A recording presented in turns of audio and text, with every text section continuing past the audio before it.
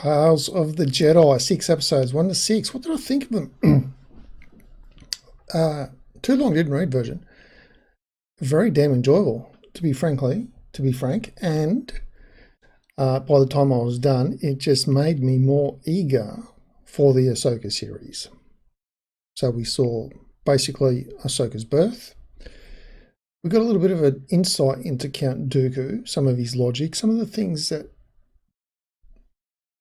rattled around his head, possibly made him think the way he did think, and then taking action on those thoughts, such as with young Qui-Gon in the village, that he could see what was happening was just plain wrong.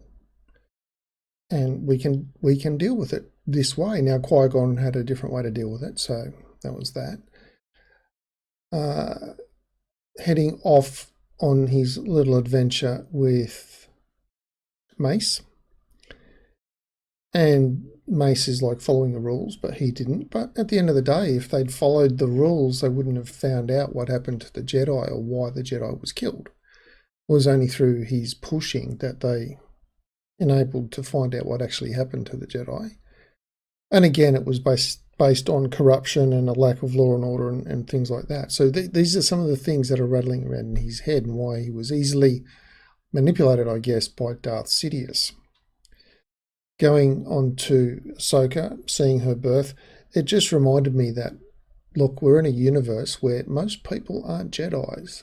Even if you only follow Jedis and follow them in these certain worlds, the reality is that most people are living about their life just as normal people. They are not Jedis. So kind of brings that back down to reality. Now, the one where Anakin decided to train her with live fire, even though it was live fire stun, it reminded me of the line in the original Star Wars when Han Solo says, "Good against remotes, that's one thing. Good against the living." And that just reminded me exactly of that, where Anakin basically saying to Ahsoka, it's nice that you did the remotes, but basically that's a load of garbage. You need to defend against multiple live attackers, and let me develop a training routine that will happen. So she got really, really good at it, the double lightsaber and everything. And then, of course, seeing her enabled to defeat an Inquisitor, essentially unarmed, and take his weapon off him and deal with him with his own weapon, shows you, I guess, in a sense, how far she had come. The element of betrayal, again, for the second time, the Jedi had been betrayed.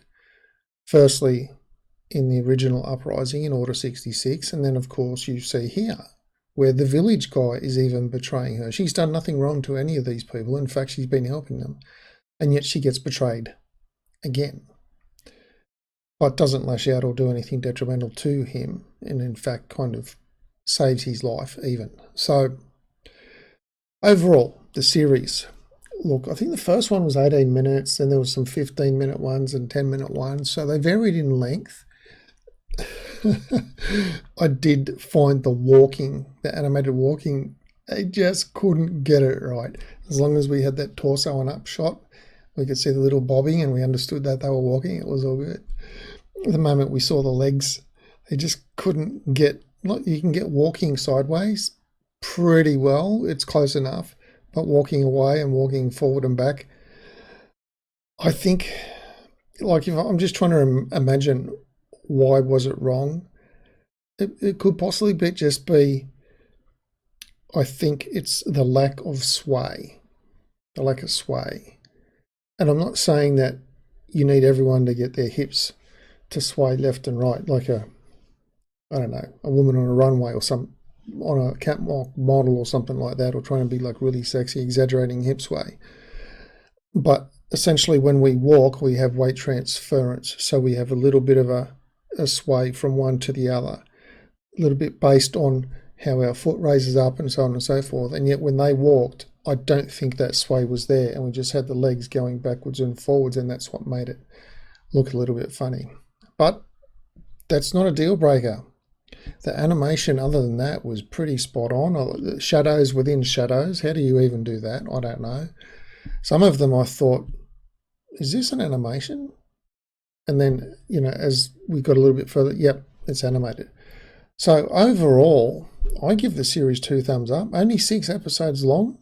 Yeah, we know there's going to be a second season. I think it's very, very popular. Very popular. Excellent work from David.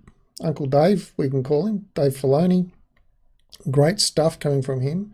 A little bit darker than we might have been used to, but then again, some of the elements with Anakin and Darth Sidious kind of a little bit dark as well. But, some of these things that just little snippets, they didn't need to be longer than what they were. And that's what I liked about it. They didn't need to be longer than what they were. They were just like single little incidents, bang, we can have that. You could make a whole movie around that incident, or you can just take a single incident and possibly learn something from that. And that's what I liked about them. Only 6 episodes, they all dropped at the same time, but they didn't need to drop any other way. And I liked the way they dropped, and I liked the way they were numbered from 1 to 6. I think that was a good progression of the timeline within them as well. And we can jump forward and backwards, so we can cover a lot and you don't lose anything. Like, we didn't need to see Ahsoka getting given to the Jedi, or any parts of her training from being a super youngling until she got to a certain age. We didn't need to see that. But overall, I give it 2 thumbs up. And if you're on the Disney Plus or however the hell you can watch it, do yourself a favour and give the 6 episodes a watch. You'll all be done within an hour, and then you can get on with your day. But let me know what you think in the comments below.